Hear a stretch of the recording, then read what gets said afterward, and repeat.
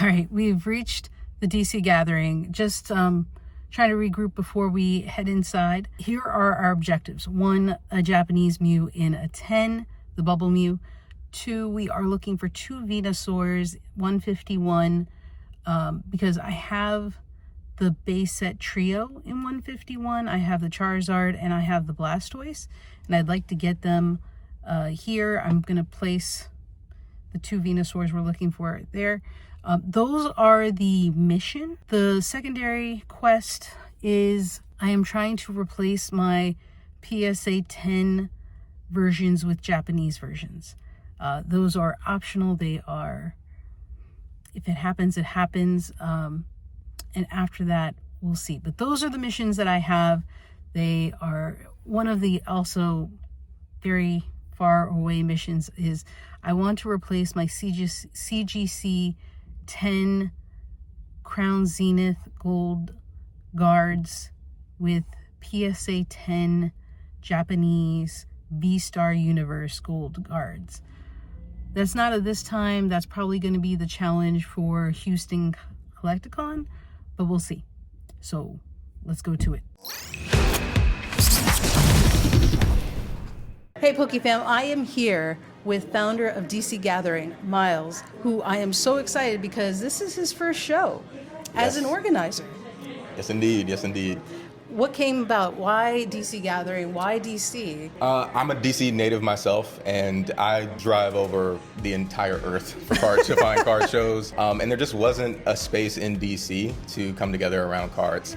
And I think particularly, for people who look like me, it's inaccessible. So our goal here is just to make this accessible to the city. So this is, again, our first show and the first show in DC, so we're trying to break ground here.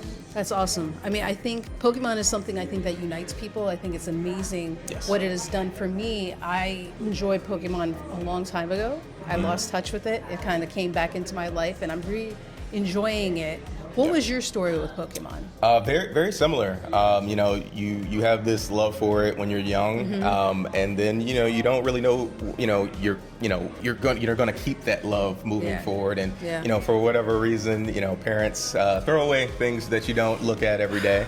And then really, when in 2020, when we were at home in lockdown, it was kind of like just this self-assessment or self-evaluation of like, what are the things that bring me joy? And I was just brought back to a simpler time, when all I could think about was Pokemon cards. And so that's what started the love and the hunt for my chases, and then ultimately transitioning into vending and to really get that reconnection to the community. And you and Jess, as vendors, were actually one of my first few friends at the TCG show back, I think November, December, something like that. And you were pretty new to the vending game, I think, early on in your career. So you've been on both sides of the table, so to speak. Yes. Buyer, vendor. So having both perspectives, and for Poke family that are new to the game, what would you give as some advice to them as they're trying to figure out, they're a little nervous going to their first show? What would you say? Great question. One, have fun with it. These are Pokemon cards. They're supposed to bring us joy. They're not supposed to stress us out. And Pokemon is a space where I really fell in love with the community, and that's really what made me want to vend. It was again just having that space to have conversations, to learn, and just to learn the nuances. It can be intimidating when you hear about graded cards, sealed products, singles, different conditions, where to look at things, and so it just really gave me an opportunity to kind of one, just reinforce that sense of community, and then again just build relationships. And I think that's been the biggest benefit of Pokemon to me, is just the relationships and conversations that you have over cards. Absolutely. I mean, I think our relationship has also been great. I mean, you've helped me in looking for cards. I'll be like, Myles, do you have? Of course. I think a Raikou. Be like, and you've kept it to the side for me. And I think at the next show, I've been able to get it. And I think people need to understand it's made a difference. I think I'm not your only friend that's been able to reach out and gotten help that way. And so I think the other thing is there are plenty of fish in the sea, guys. If you don't find it at one show, other shows. Yeah, 100%. There's, especially in the DMV and the surrounding areas, there's pretty much a show that you could find any weekend.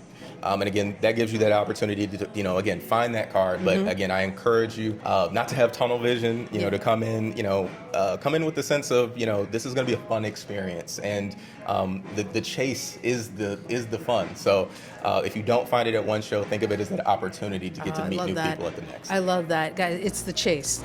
Yes. Do not. Can you expand on that a little bit? Because I think sometimes people have collection envy. Yeah. Right?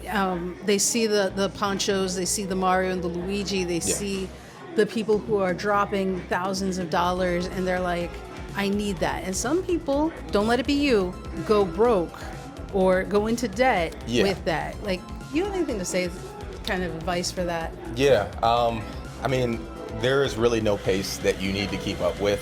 And, when you think about it, and I've felt this, but when you complete, a chase or complete a set that you're trying to master set, there is this feeling of like, what's next? And there will always be that what next. So again, just, I think regardless of, market value or, what's hot right now, it's focusing on the things that you love.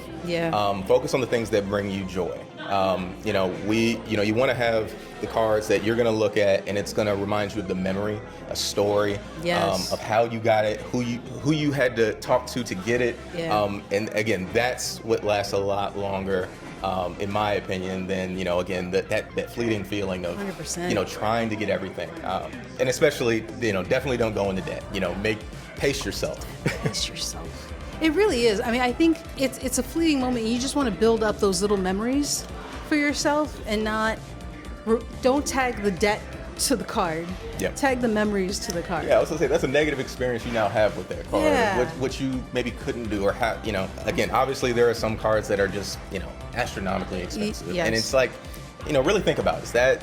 Is that something that's going to bring me joy? If yes, again, pace yourself on your chase. The other thing is, guys, it may just not be a right now thing. You might get it down the road. Just 100%. wait, right? You can also save your graded cards and sell them or trade into whatever you want. Maybe that's the plan. I don't know. I think we need to ask the important question. What is your favorite Pokemon right now?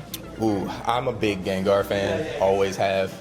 Yeah, I had to have them on the sign. Gengar is my favorite. I think as a kid it was like most little ones in my age, where it was Charizard.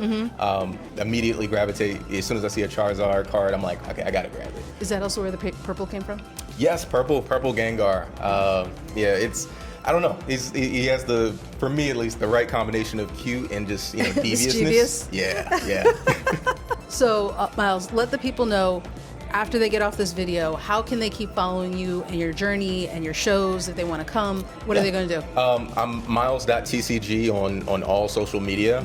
We also host a Facebook group where we highlight featured card shows in the DMV area. So, it's really, again, about building that community. And so encourage you to join the group, engage with others, meet up at card shows, make a real event of it. So, but yeah, Myles.tcg on all platforms. And this will probably not be the last DC gathering, guys. So if you're in the DMV area, be sure to check it out. Please check do. out the Facebook group. It's amazing. I'm already on there. Be sure to check it out for yourself.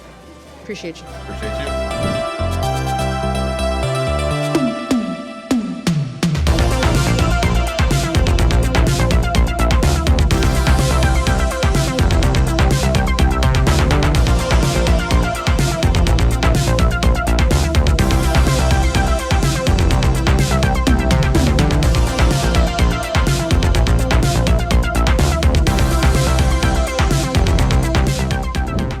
Back from DC Gathering, which was amazing, blew the roof off, amazing turnout, DC's first Pokemon TCG show, and it won't be the last. I'm pretty sure of it. I hope you enjoyed the interview with Myles in the beginning, and yes, you'd notice that you didn't see a POV. I did run into technical difficulties. The footage was not such that I wanted to subject you to it. I'm gonna try and practice a few more times between now and Houston Collecticon. I hope to be able to perfect it or do better, watch a few more buyer POVs, try to reach out and get some advice on how to do it a little bit better so that I can do it. I have an idea for Houston Collecticon. I'm hoping it comes out well. So I have like, I think 3 more weeks to practice. So we're going to try, but I didn't want to do that. So there's some footage so you could see how packed DC Gathering was. It was amazing, but I wanted to share it with you, the haul, and give you an update on how our mission was. So 1, interview with Myles. Check. We did it. 2, the mission for the Bubble Mew, Japanese Bubble Mew. So, like I said, when you go to a show, you want to make at least a first pass. The first vendor we went to had a Japanese Bubble Mew. I go to these shows and it's so hard to find them. I was very tempted to get it on the first pass. When I asked him if he was interested in trading in my English PSA 9 Bubble Mew, he honestly had no interest in it. Almost to the point of looking down at it, like he, like, you have a 9, and I was a little put off by that attitude a little bit. But he was selling it for 300, and you know, when we looked it up, it was 305, so it was in the ballpark. But I also, like I said, right, don't go for the first. And so I said, you know, thanks, I'm gonna look around. And so I kept looking. No vendors had it. No one else was there. And so I kept going, kept looking. And I, you know, even if I didn't see on the table, I would ask the vendor, hey, do you have by chance, a PSA 9 Bubble Mew in Japanese?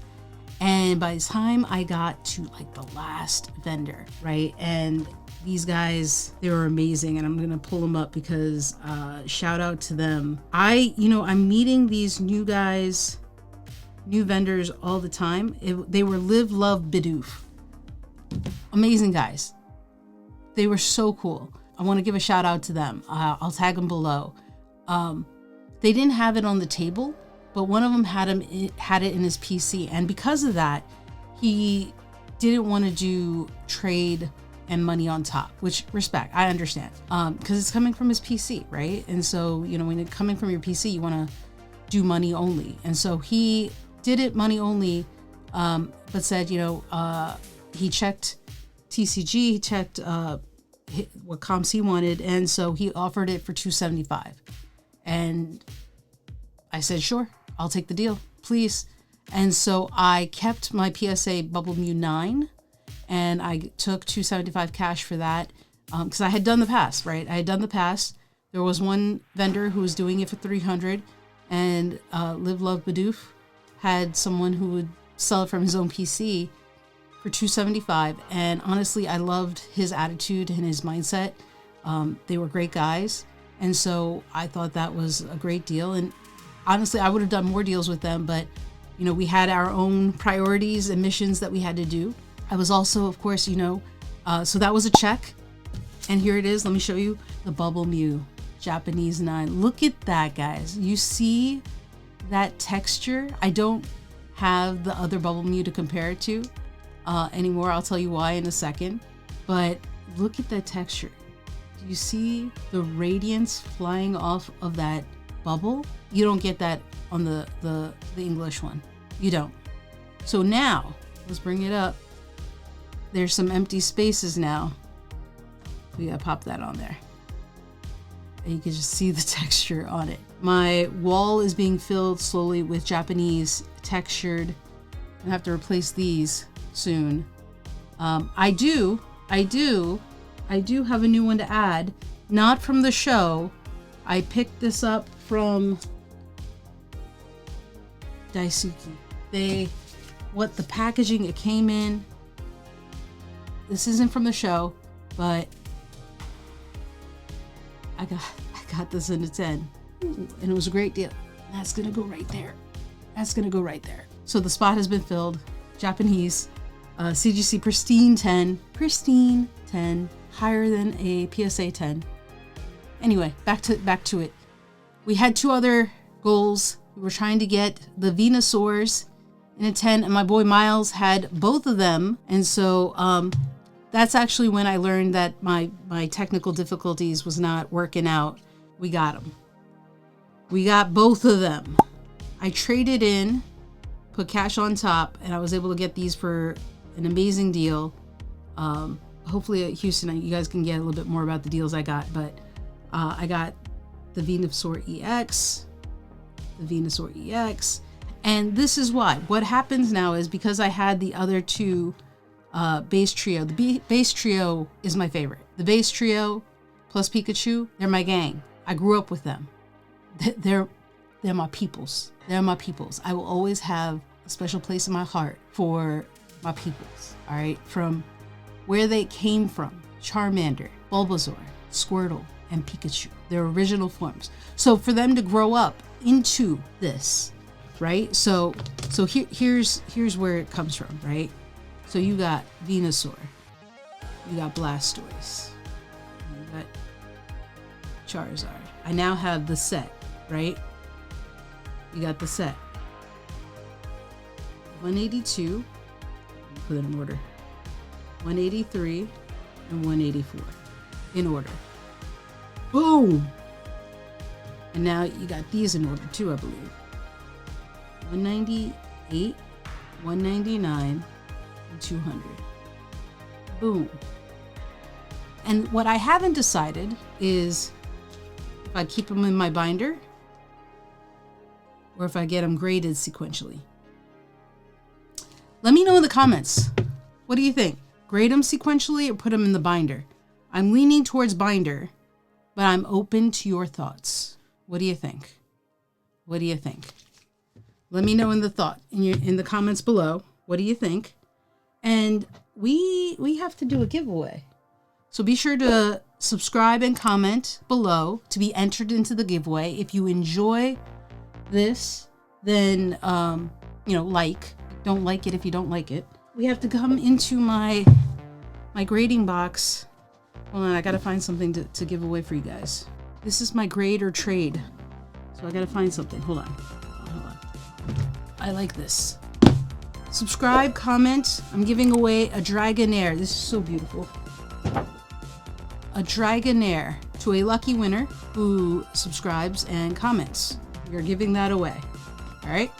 So that is what we will do. Remember, you are commenting whether I should grade or leave in a binder the trio. All right, but that's not all. So I don't have my English PSA 9 Bubble Mew anymore. So what did I do? Well, I met someone else who I interacted on IG with previously, and I'm switching to this view because it's too big. It's too big. Matt Sells on TCG, on IG, he came in with this massive pile of Blooming Waters, Crown Zenith, and I think Legacy Warriors.